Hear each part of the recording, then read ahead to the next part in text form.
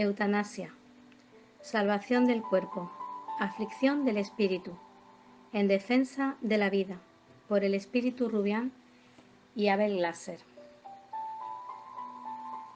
En el plano espiritual inferior, Marcos se arrastraba entre criaturas enfermas, sufriendo como si estuviesen en un inmenso hospicio. Mantos blancos y negros se alternaban fluctuantes, y otros seres transitaban como si fuesen encarnados, aunque algunos presentaban nítidamente los trazos de su desligamiento del cuerpo físico. Mujeres que practicaron el aborto y dejaron la carne juntamente con sus hijos, gritaban de dolor, trayendo detrás de sí pequeñas criaturas con miradas profundas y esparciendo odio, agarradas fuertemente a su vestidura. Aparentaban locura, pero era incluso opresiva angustia. Hombres que utilizaran las peores drogas y entorpecedoras que el mundo material posee, hacían gestos vagos en el aire, como si estuviesen inyectando algo o utilizando las mismas sustancias que ya no tenían al alcance. No viendo el resultado deseado, lloraban, caían en convulsiones seguidas. De entre ellos había algunos que parecían ser médicos, pues estaban trabajando de blanco y parecían orientar a los sufridos seres, dando recetas y medicamentos. Con atención más agudizada, no obstante, se veía que realmente fueron médicos en el plano material, aunque volcados a la práctica materialista de ese don tan importante que les fuera confiado, jamás pensando en el paciente como ser humano, y sí como fuente de recursos.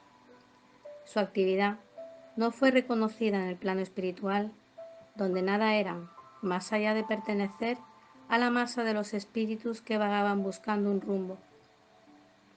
Ellos no creían que después de tantos años como médicos de éxito ya no podrían ejercer su menester. Continuaban tratando a los pacientes como si estuviesen en plena actividad. Nadie los oía, ninguna receta era dada o firmada, y ellos parecían estar tan faltos de salud como todos los que allí se encontraban. Encogido en un rincón, Marcos observaba ese cuadro de sufrimiento, pero era fastidiado de vez en cuando por entes que le ofrecían drogas imaginarias o recetas ilusorias. En el mismo ambiente se juntaban productos de abortos, eutanasias, vicios de todo orden, dolencias tenebrosas y otras desgracias propias del mundo material. Faltaban apenas, pensó, los suicidas. Estos no parecían estar por allí. Durante mucho tiempo, el precoz desencarnado sufrió los males de la abstención del vicio. Sin poder recrear en su organismo, ahora periespíritu, la anestesia que los entorpecedores le proporcionaban en el mundo carnal, se contorsionaba de dolor. Lloraba insistente y descompasadamente. Parecía que iba a vomitar las entrañas, pero su sensación era aún peor, pues nada salía, solamente la impresión continua de estar revolviendo su interior. Recordaba a la madre, dando la orden fatal. Se estremecía de odio, juraba venganza a ella y a los médicos que acostumbraban a cometer ese acto, aunque aún así se sintiese preso en aquel lugar tenebroso. Apenas consiguió andar, y se lamentaba. Tony seguía su rutina, no volviendo a ver a Nara, la muchacha que tanto lo había fascinado y cuyo paradero desconocía.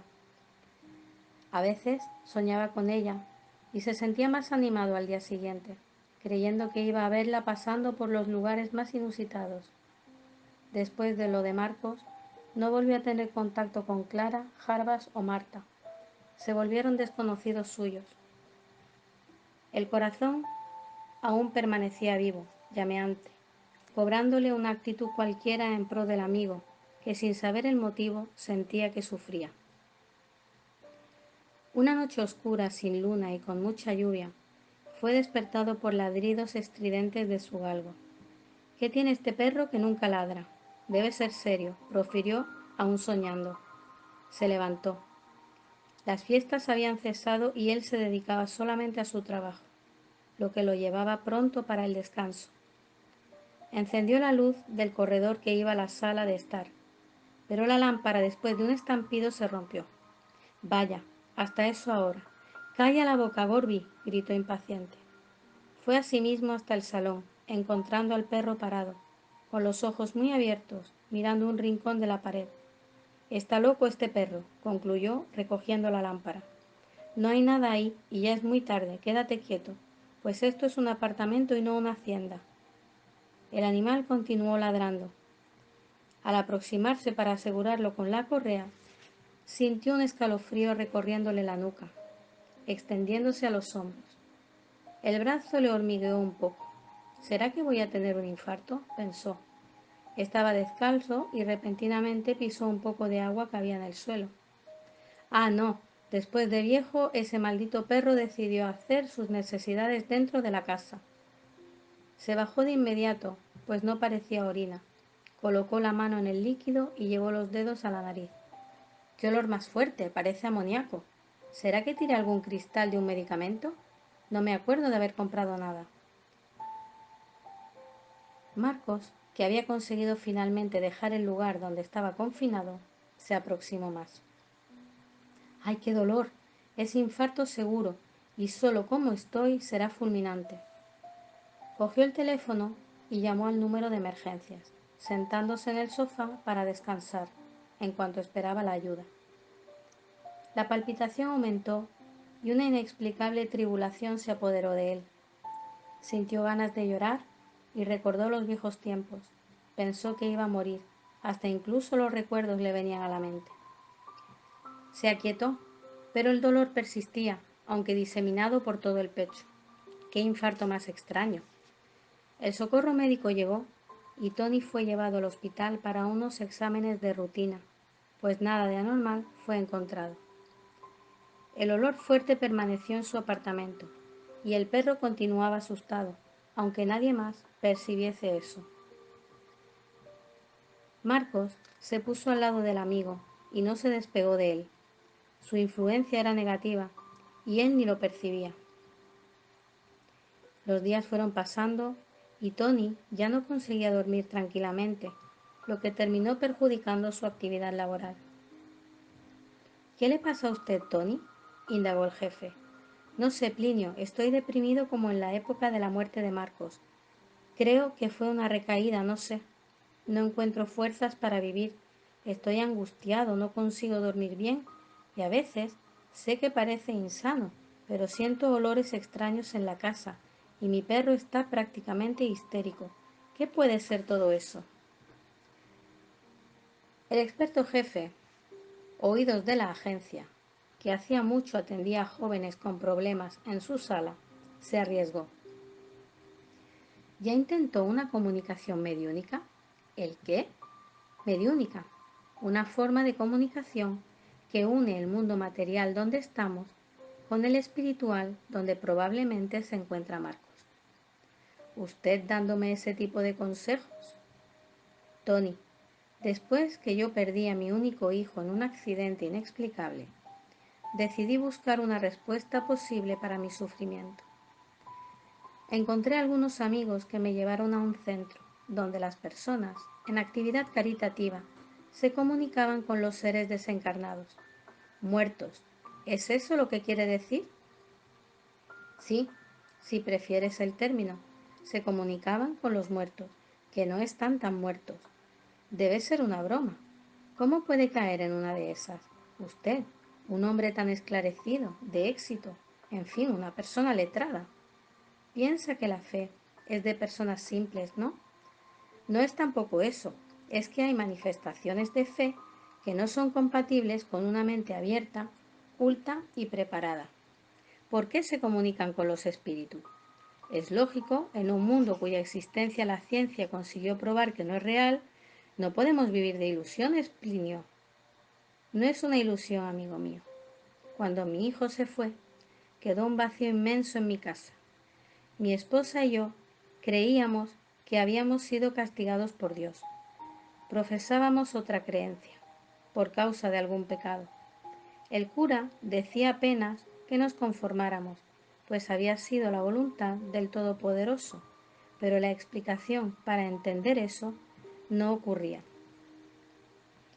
Estábamos a punto de hacer una locura cualquiera, cuando un conocido nos llevó a un centro espírita, diciéndonos, para tener fe, que tal vez pudiésemos tener alguna noticia de nuestro estimado hijo. Fuimos unas 10 o 12 veces a las reuniones y nada decíamos, solo nos quedábamos orando, silenciosos, sin exigir o pretender, como nos habían dicho que hiciéramos. Un día, cuando nuestros corazones buscaban a través de las oraciones ayudar a una familia que había desencarnado en un incendio ocurrido en un edificio, ¿cómo? Había un medium, personas preparadas para recibir a los desencarnados por el método de la incorporación, ligados a ese evento trágico, y algunos espíritus vinieron para el contacto, pues estaban vagando, necesitados de ayuda. Pues bien, orábamos por los sufridores, cuando súbitamente un medium comenzó a hablar dirigiéndose a mí. Me llamó cariñosamente por el apelativo de Pupa, que era como mi hijo, me trataba cuando aún estaba en una edad tierna, diciéndome que se sentía feliz de verme allí, junto a su madre. Yo comencé a llorar, no porque creí de inmediato que era mi hijo, sino porque estaba envuelto por un amor inmenso que envolvía toda la sala. Mi esposa también lloraba, y él dijo, no lloréis, papá y mamá, pues estoy bien. Trabajo intensamente en el plano espiritual para curar a los desvalidos e infortunados, algo que necesitaba hacer. Había una programación y el accidente estaba preparado. No culpen al destino ni a nadie. Recordad que todo lo que ocurre tiene una explicación lógica y equilibrada. Para las leyes de los hombres, los hijos deben irse después de los padres, los enfermos deben ir delante de los sanos, las almas buenas después de las ruines, entre otros pensamientos semejantes. Pero la lógica del mundo verdadero es diferente. No siempre el niño necesita esperar el crecimiento para volver a la patria, o el bueno debe sobrevivir al malo. Los designios divinos son sabios y hacen que la justicia triunfe siempre. Volví para la vida espiritual porque era el momento. Vosotros necesitabais crecer interiormente con mi partida, y yo necesitaba volver al trabajo, que dejé para estar al lado de vosotros por un tiempo, lo suficiente para traerlos a la convivencia con el lado desmaterializado de la vida.